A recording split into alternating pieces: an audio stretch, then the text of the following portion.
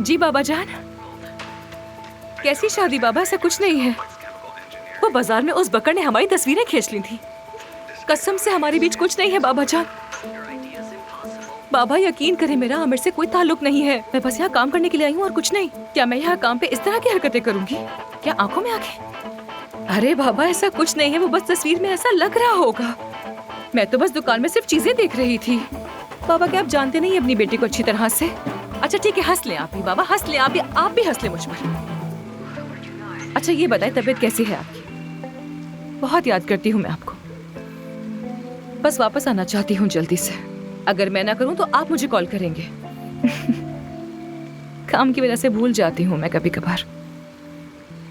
अच्छा बाबा, अच्छा ठीक है। मुझे भी बहुत प्यार है आपसे। Good night. ख्याल रखिएगा अपना। खुदा हाफिज।